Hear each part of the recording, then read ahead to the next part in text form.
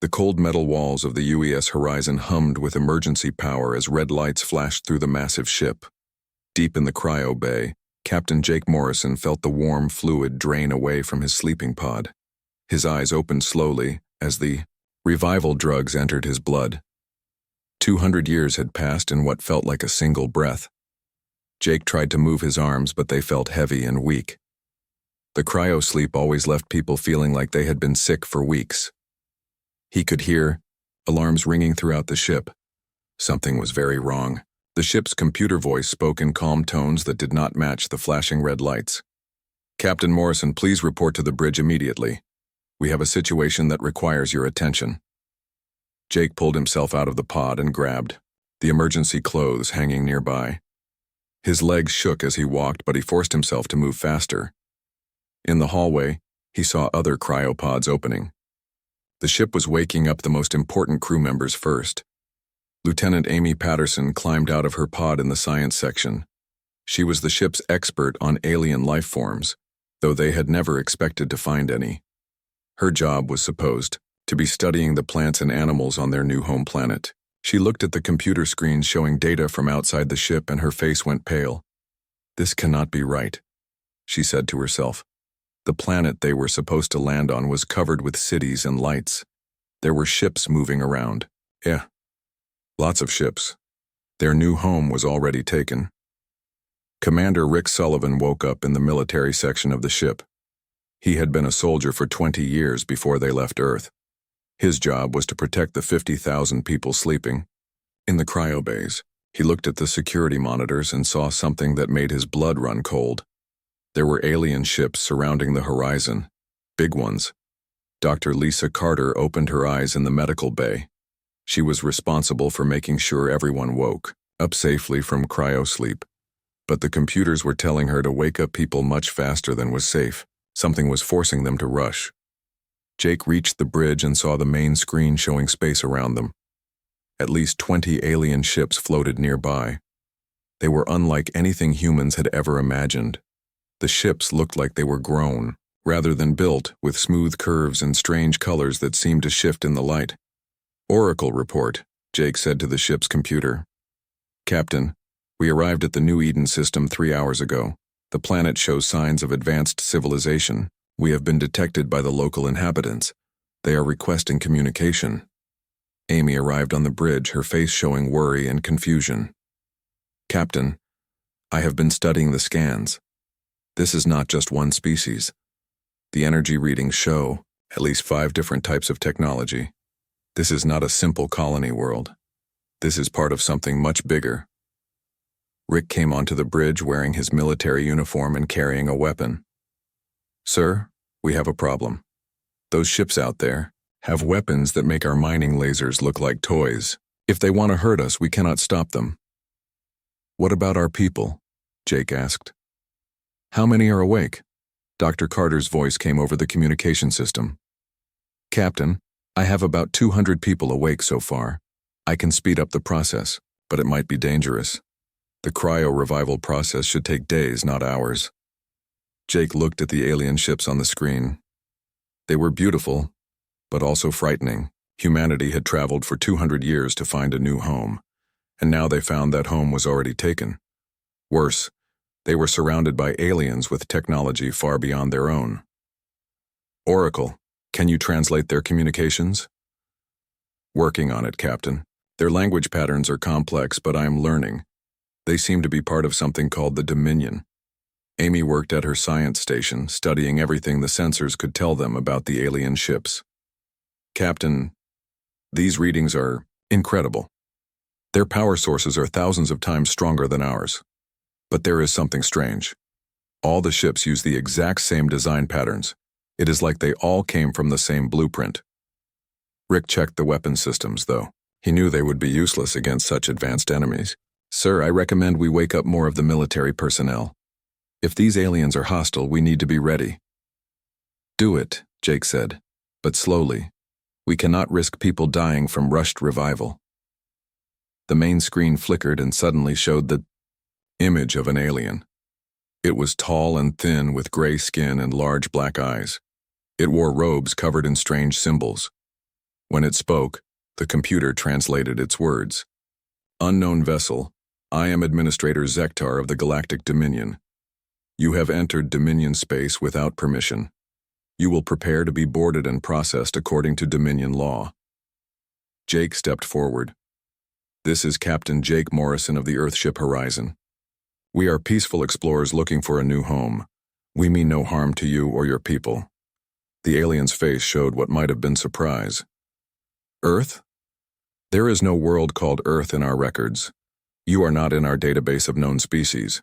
This is most unusual. The alien paused and seemed to be talking to someone else. You will submit to inspection. Resistance will result in the destruction of your vessel. Amy whispered to Jake. Captain, I am reading dozens more ships approaching. Whatever this Dominion is, it is huge. Rick moved closer to Jake. Sir, we cannot fight them, but we also cannot just surrender 50,000 people to aliens we know nothing about. Dr. Carter's voice came over the intercom again. Captain, I have 500 people awake now. Many of them are asking questions I cannot answer. They want to know why we are not landing on the planet. Jake looked at his small crew on the bridge. These people had trusted him to lead them to safety and a new life. Instead, he had led them into the middle of an alien empire that seemed to control this entire part of space. Administrator Zektar, Jake said, we are willing to talk, but we need time to wake up our people and understand our situation. We have been asleep for 200 years. The alien seemed confused. Asleep for 200 years? What manner of species are you? No known race uses such primitive stasis technology. There was another pause. You have one of your time periods called hours to prepare. Then you will submit to Dominion authority. The communication ended, and the screen went black. Amy turned to Jake. Captain, I have been studying their language patterns while they talked. The computer is learning fast, but I noticed something. When they talk about other species, they always use words that mean servants or workers. I do not think the Dominion believes in equality. Rick nodded grimly.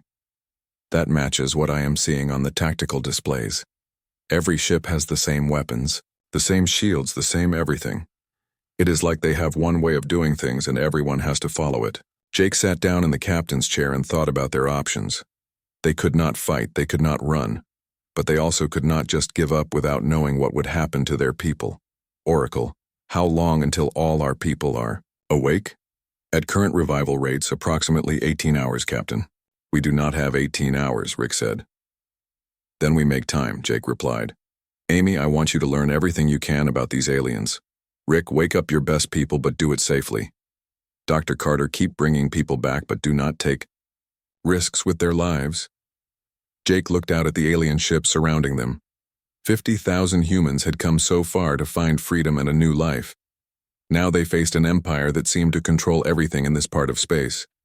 But humans had faced impossible odds before. They had survived wars, disasters, and the long journey between the stars. We are not giving up, Jake said quietly.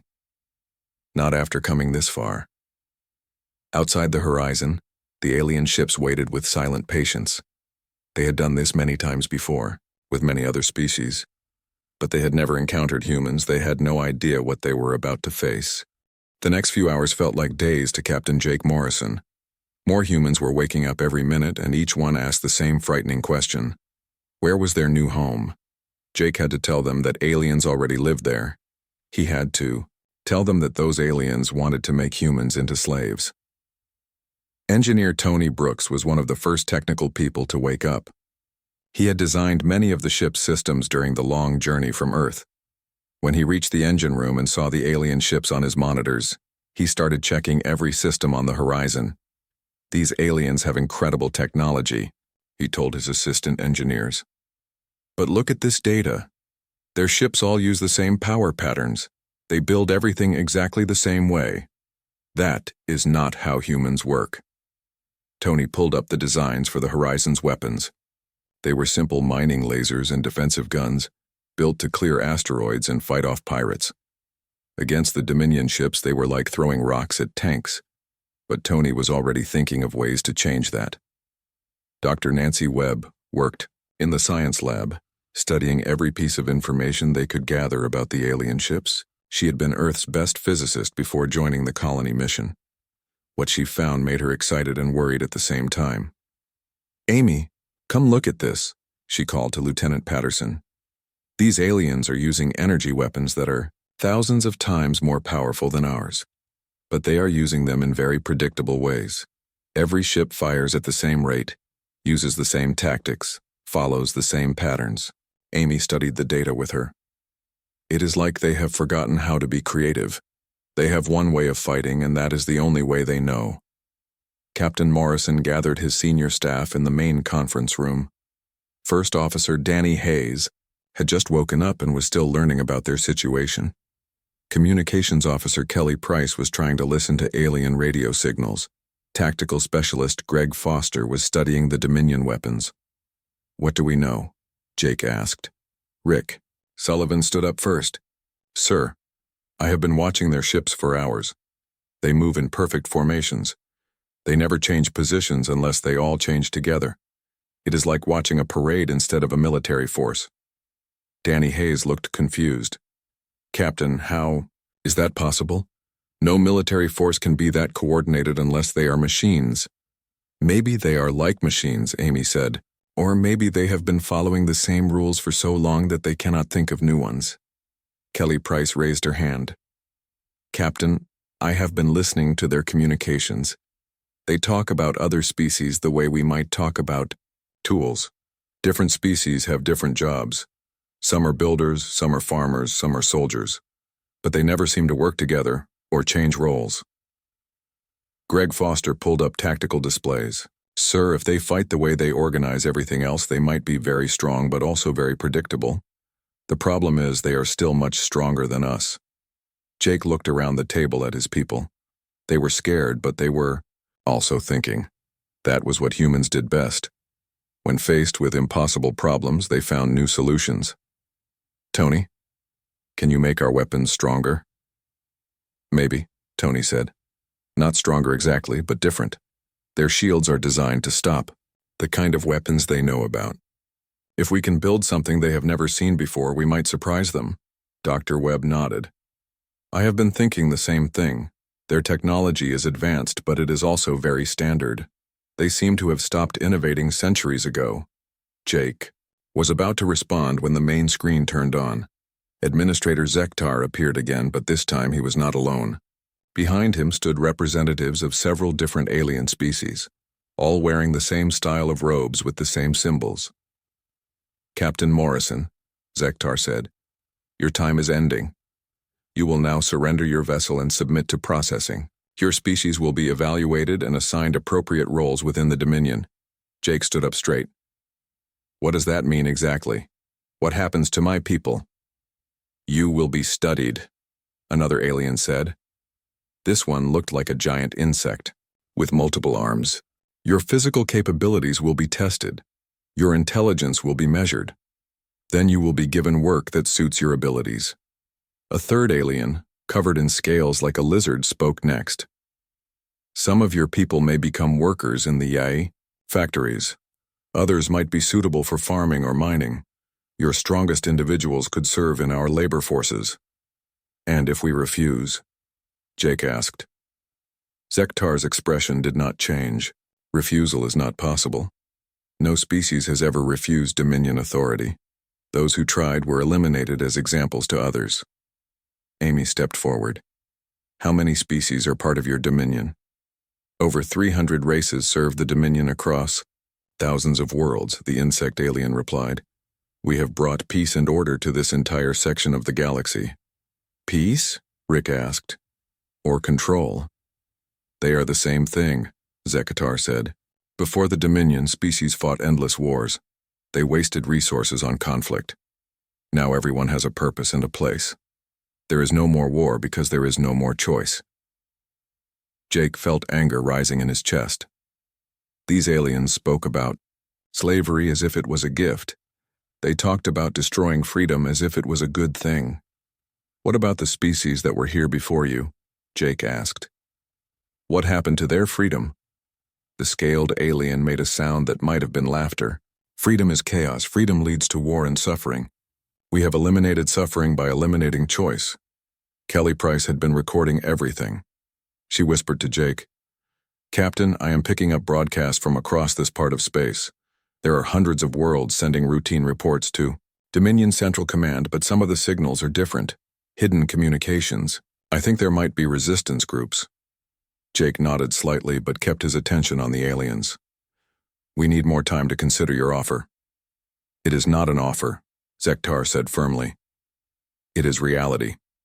You have no choice in this matter. Prepare to be boarded." The communication ended again. Jake turned to his staff. "How many people are awake now?" "About 2,000. Dr. Carter's voice came over the intercom. "But Captain, some of them are not taking the news well. They are scared and angry. A few are talking about fighting." "Maybe they should be," Rick said quietly. Jake looked at his security chief. "Rick, we cannot fight their ships directly. We would lose in minutes." "Maybe we cannot fight their ships," Tony said. "But we might be able to fight their thinking. They expect us to surrender because every other species has surrendered. They do not know what to do with people who refuse."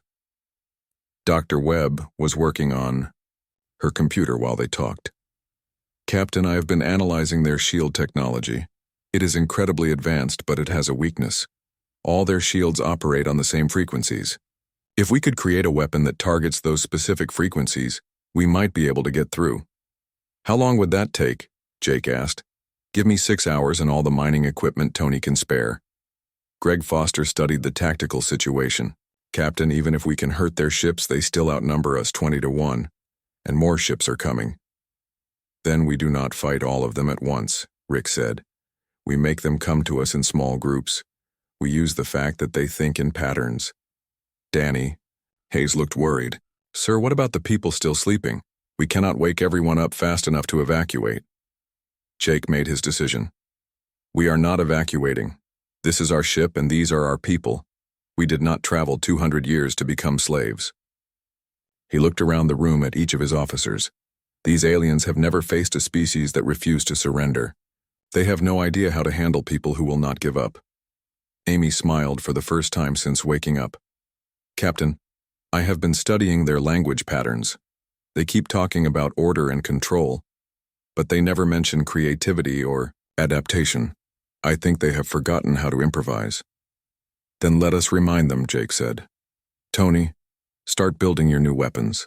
Nancy, work on breaking their shields. Kelly, try to contact those resistance groups you detected. Rick, wake up our best fighters, but do it safely. We are going to show these aliens something they have never seen before." "What is that, sir?" Greg asked. Jake looked out at the alien ships surrounding them. "Humans who refuse to kneel." The Dominion fleet moved into attack position around the human ship. Admiral Zekmore commanded 12 massive warships from his flagship. He had conquered 47 different species in his long career. This would be number 48, and he expected it to be as easy as all the others. "All ships prepare for standard subjugation protocol," he broadcast to his fleet. "Target their engines and weapons, leave the rest intact. We need the ship and its occupants for processing." On the bridge of his flagship, Zekmore studied the readings from the human vessel. It was primitive but large, carrying many thousands of beings. The energy signatures were weak compared to Dominion technology. This would take only minutes. Aboard the Horizon, Captain Jake Morrison watched the alien ships move into position. In the past 6 hours, his people had worked miracles. Tony Brooks had turned mining lasers into weapons that could punch through armor. Dr. Nancy Webb had created devices that could disrupt alien shields. Most importantly, they had awakened 8,000 people, including many with military experience. Colonel Pete Williams had been a fighter pilot before joining the colony mission. Now he stood in the converted cargo bay where Tony had built 20 small fighter craft from mining pods and spare parts. They looked nothing like real military fighters, but they might surprise the aliens. "Listen up," Pete told his volunteer pilots. "These ships are not built for space combat.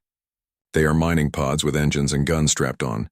They will probably fall apart if you look at them wrong, but the aliens do not know that. Ben Tucker, a former Navy pilot, raised his hand. "Colonel, what exactly is our mission?" "Survive. Long enough to make the aliens think twice," Pete replied. "They expect us to surrender or die quickly. We are going to do neither." In the main hangar, Chief Engineer Tony Brooks put the finishing touches on his greatest creation. It was a cargo pod filled with explosives and metal scraps, designed to be guided by remote control.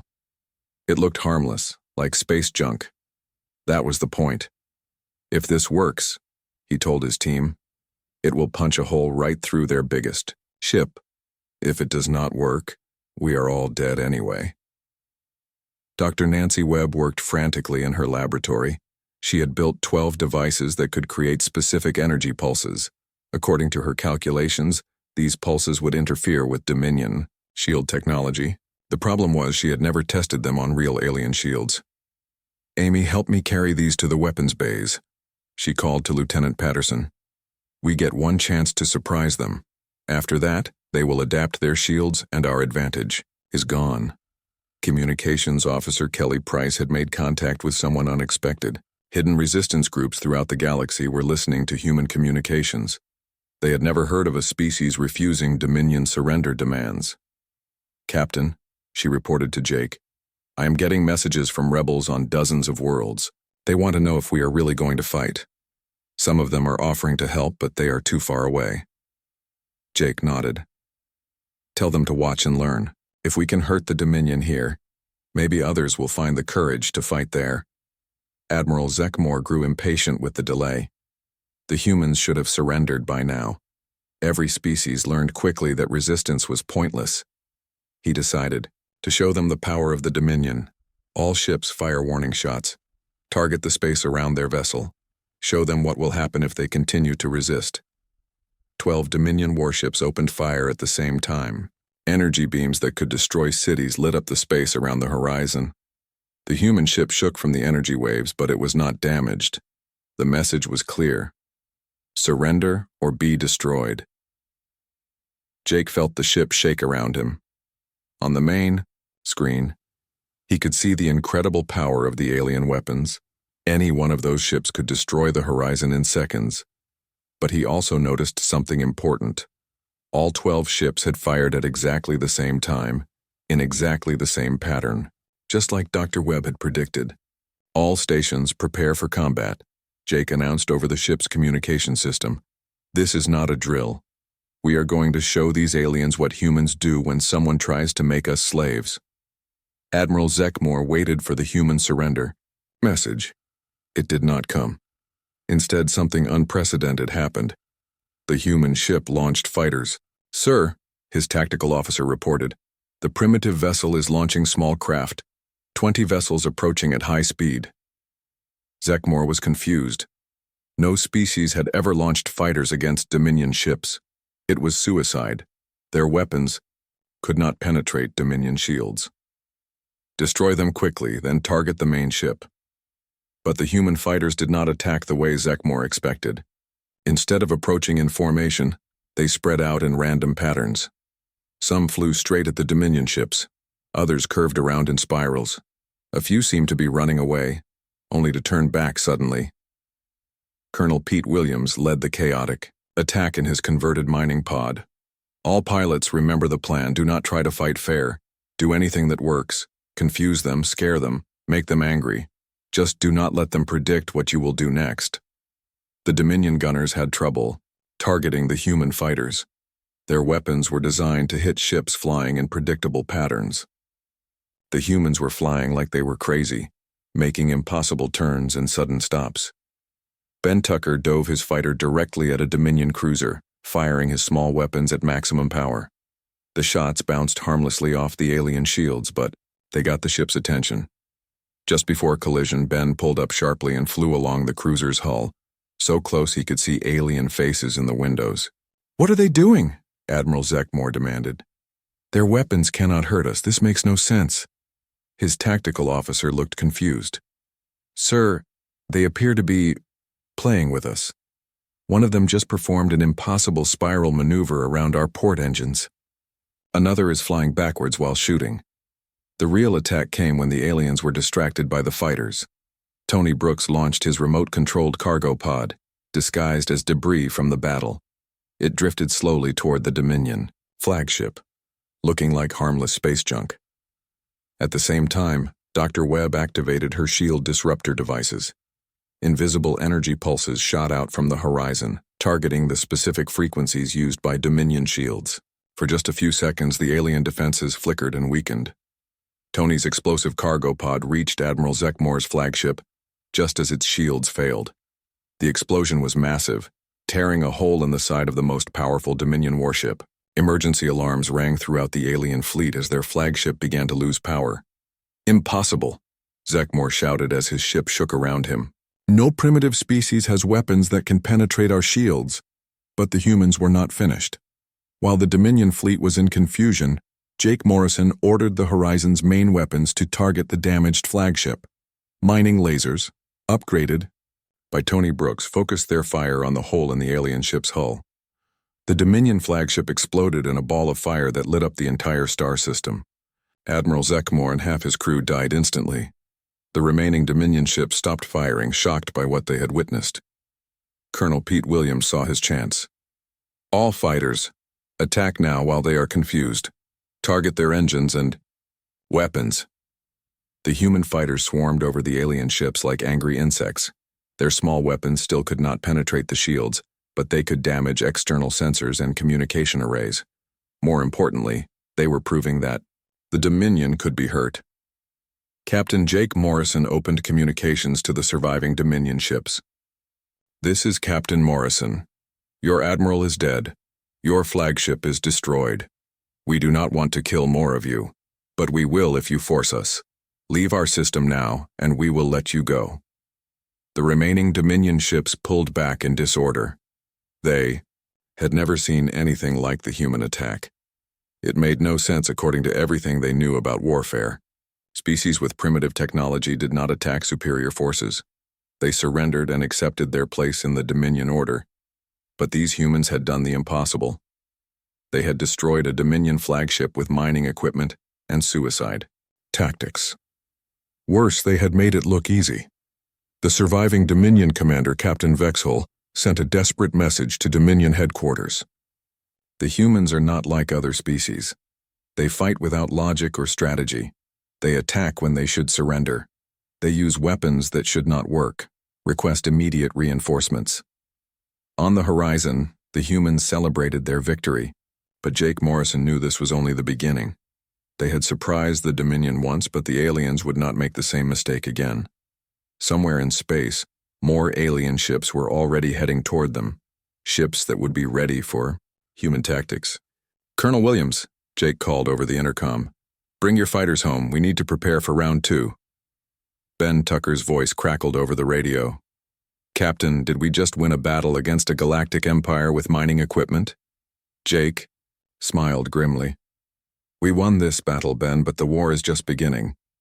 News of the human victory traveled faster than light across the galaxy. On 1,000 different worlds, enslaved species whispered about the strange beings who had destroyed a Dominion flagship. For the first time in 800 years, someone had fought back and won. On the mining world of Kepler-7, a lizard-like species called the Thrakari stopped their work to listen to hidden radio broadcasts. Their leader, an old warrior named Krital, gathered her people in secret caves deep underground. "The humans did what we thought was impossible," she told the crowd. "They proved the Dominion can bleed. They proved the Dominion can die." Similar meetings happened on dozens of worlds. Species that had forgotten how to fight began to remember. Species that had given up hope began to plan. The galaxy was waking up from a long sleep, just like the humans had awakened from their cryopods. But the Dominion was also awakening.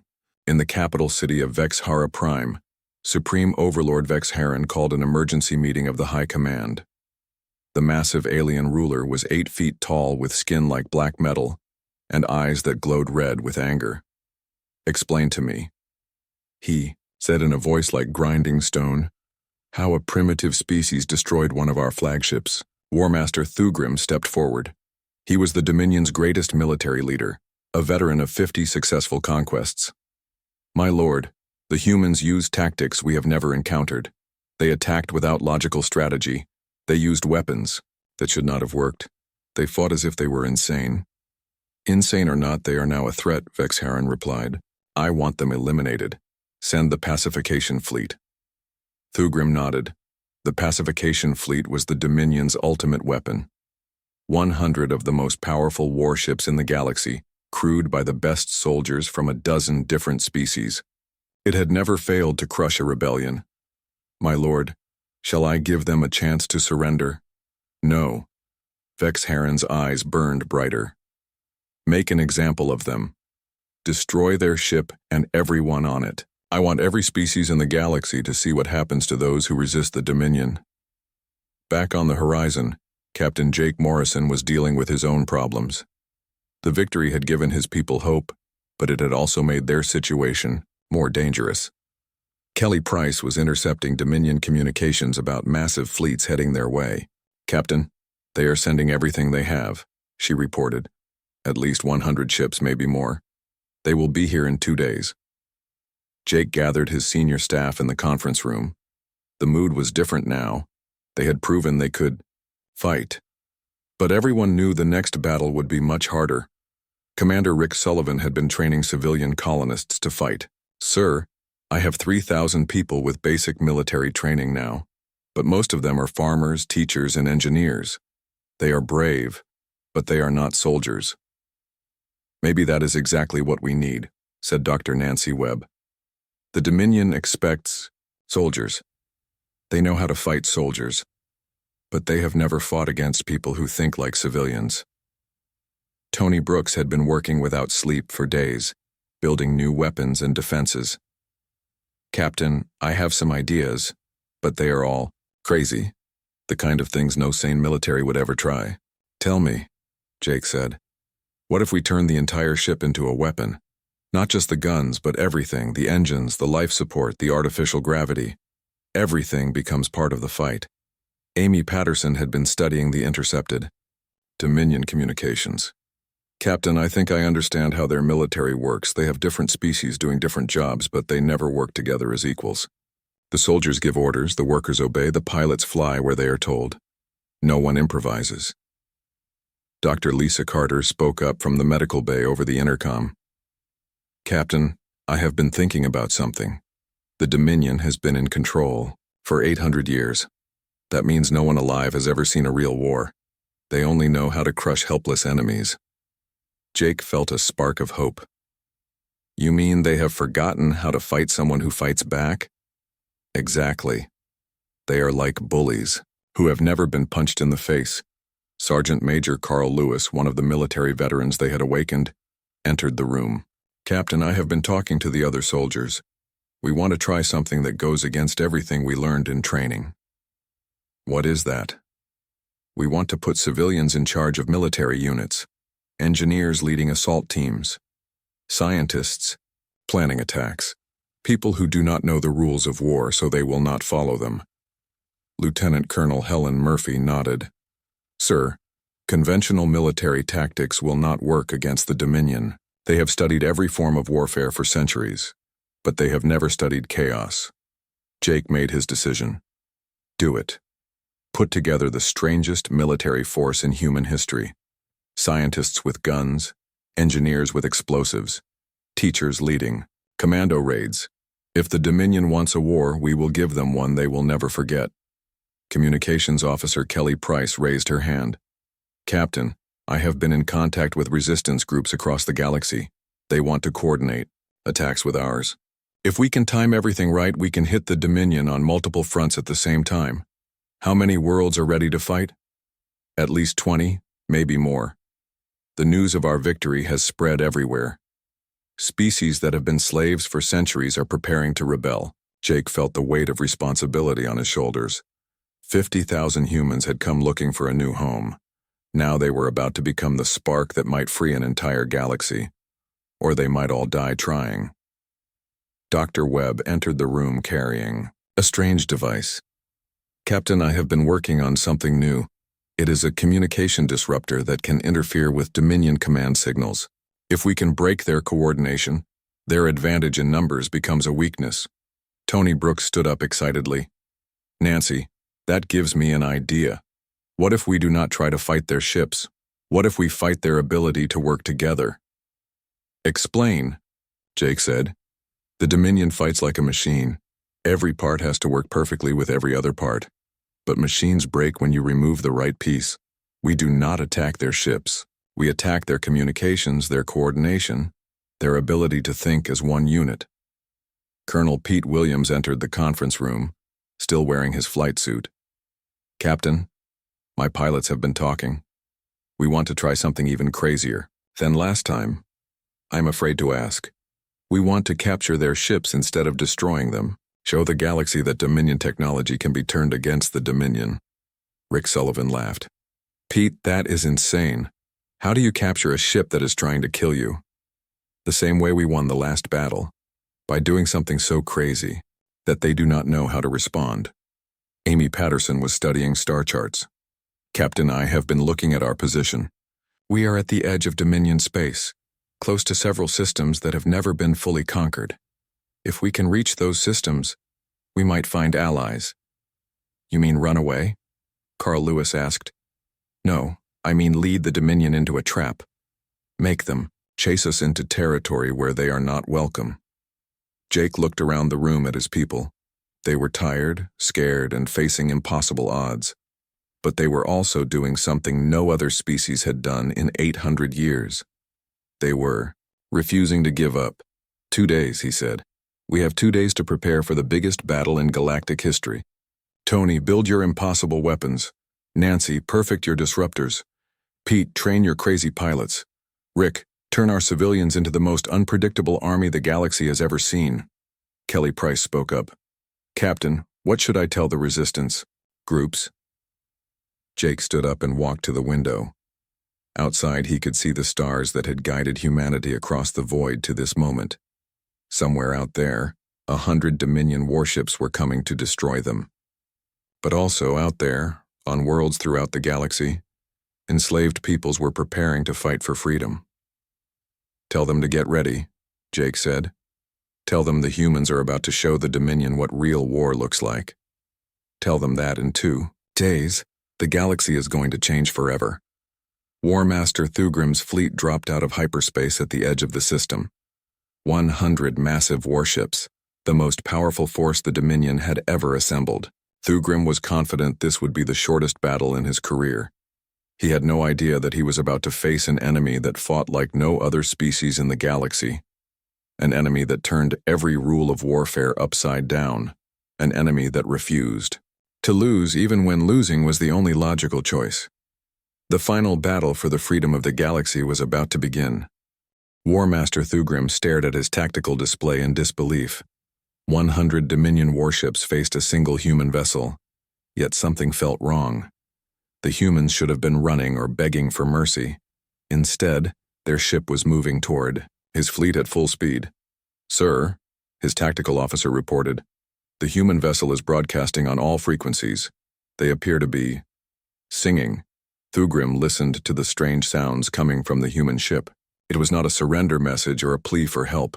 It was music, wild and loud and full of energy. No species had ever sung while facing the pacification fleet. They are trying to confuse us with noise, Thugrim decided. All ships prepare to fire. We will end this quickly. But Captain Jake Morrison had no intention of making this easy. As the horizon rushed toward the massive Dominion fleet, every human on the ship was preparing for the most important battle in galactic history. In the fighter bay's Colonel Pete Williams briefed his pilots one last time. Remember, we are not trying to win a fair fight. We are trying to win an unfair fight by making it even more unfair. Ben Tucker raised his hand.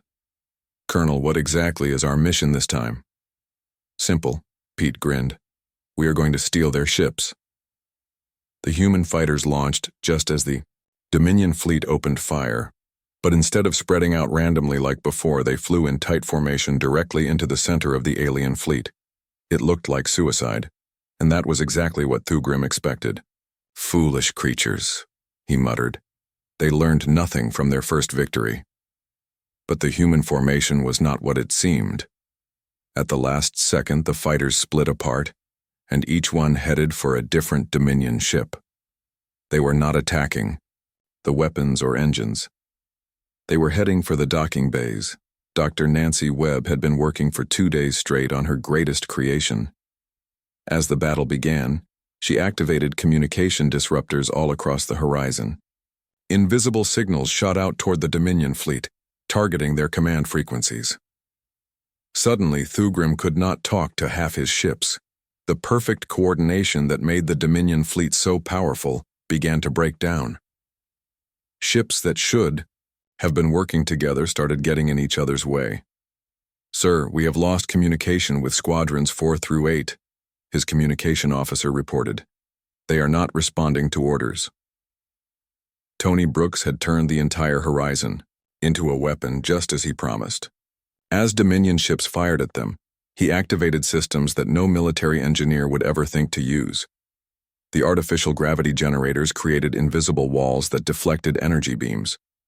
The life support system released clouds of metal particles that confused alien sensors. Most surprisingly, Tony had turned the ship's waste disposal system into a missile launcher. Garbage pods filled with explosives shot out from unexpected places all over the ship. The Dominion gunners could not track targets coming from sewage pipes and trash chutes. Thugrim watched in growing alarm as his perfectly organized fleet fell into chaos. Human fighters were somehow getting inside his ships. His communication system was failing.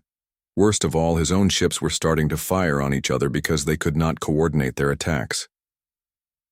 Ben Tucker's fighter reached the docking bay of a Dominion cruiser. Instead of crashing into it, he landed gently inside like he belonged there. The alien guards were so surprised that they forgot to shoot for several precious seconds. That was all the time Ben needed. He jumped out of his fighter with a weapon in each hand and started running through the ship. Behind him came 12 other human fighters, each one carrying boarding teams of civilians turned commandos. Teacher-turned-soldier Ruth Adams led her team through the alien ship's corridors.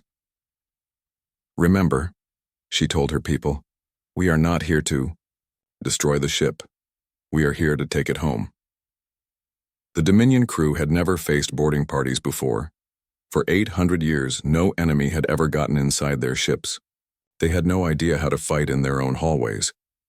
Ruth's team reached the bridge and found the alien captain staring at his controls in confusion. His ship was no longer responding to his commands because the humans had cut the right wires in the right places. "Surrender your ship," Ruth told him calmly, "and we will not hurt you." The alien captain looked at the human woman in shock. She was pointing a weapon at him, but she was also offering to let him live. The Dominion never offered mercy to defeated enemies. On the horizon, Jake Morrison watched as his impossible plan began to work. Human boarding parties had captured 6 Dominion ships. The stolen vessels turned their weapons on their former allies. Adding to the confusion, Kelly Price was coordinating with resistance groups across the galaxy. "Captain, the rebellions have started. 23 worlds are in open revolt. The Dominion is fighting wars on dozens of fronts at the same time."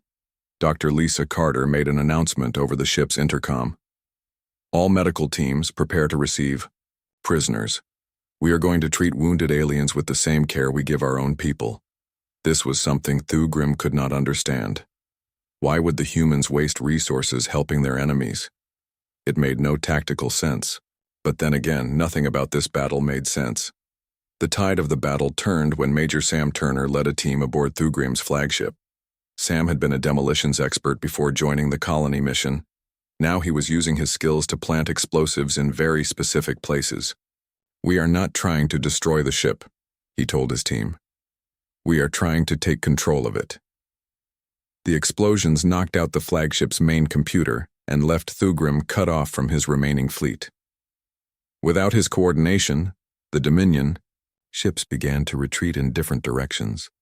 Captain Ruth Jenkins took control of a captured Dominion battleship and used its communication system to broadcast a message across the galaxy. "This is the free ship Liberty, formerly of the Dominion fleet.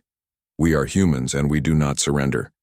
Any species that wants to be free can join us." The message was heard on 1,000 worlds. On each world, enslaved species looked up at the gate sky and realized that freedom was possible. The human example was spreading like fire across the galaxy. Thugrim tried to rally his remaining ships for one final attack. All vessels, target the human mothership, destroy it at any cost. But only 30 of his ships were still under his command. The others had been captured, disabled, or had lost communication. His perfect fleet was broken. Jake Morrison saw the remaining Dominion ships forming up for a desperate attack. All captured ships protect the horizon, show the galaxy that Dominion technology serves freedom now. The final battle was alien ships fighting other alien ships, with humans at the controls of half the fleet. Former Dominion cruisers fired on their sister ships. The galaxy's most powerful weapons were turned against the empire that created them. Thugrim's flagship took massive damage from ships that had been under his command an hour earlier. As his bridge filled with smoke, he sent one last message to Dominion headquarters. The humans have done the impossible. They have turned our own fleet against us. They fight without honor, without logic, without fear. They are unlike any species we have ever encountered. The message cut off as his ship exploded. Supreme Overlord Vex Heron received the news of the fleet's destruction with growing rage, but his anger turned to fear when reports came in from across the galaxy. The human victory had triggered rebellions everywhere. Worlds that had been peaceful for centuries were in open revolt. "My lord," one of his advisors said carefully, "perhaps we should consider negotiating with the humans." Vex Heron's eyes blazed red. "The Dominion does not negotiate with slaves." "My lord, they are no longer slaves. They are free, and they are teaching others to be free." On the horizon, Jake Morrison stood on the bridge surrounded by his crew. Outside the windows, he could see captured Dominion ships flying in formation with them. Each ship carried humans and aliens working together as equals. "Kelly, send a message. To the galaxy," he said. "Tell every enslaved species that the age of the Dominion is ending. Tell them that freedom is not just possible, it is inevitable." Amy Patterson looked at the star chart showing rebellion markers spreading across the galaxy. "Captain, what do we do now?" Jake smiled. "Now we help our new friends rebuild their worlds. We teach them what we learned, that no one has the right to make others into slaves, that freedom is worth any price, that sometimes the best way to win is to refuse to lose." Dr. Nancy Webb was already working on plans to share human technology with the freed species. "Captain, imagine what we can build together. Human creativity combined with the knowledge of dozens of different species. The galaxy would never be the same. The Dominion still controlled many worlds, but their power was broken. Every day more species joined the growing alliance of free worlds. The humans had not conquered the galaxy. They had liberated it. Jake Morrison made his final log entry as captain of a colony ship. "We came here looking for a new home. Instead, we found a galaxy that needed to remember what freedom meant. The long sleep is over for humans and for everyone else. The future belongs to those brave enough to stay awake." Across the stars, on 1,000 different worlds, beings who had forgotten how to hope were learning to dream again. The galaxy had trembled when the humans awoke, and that trembling had shaken the foundations of tyranny itself. The age of freedom had begun.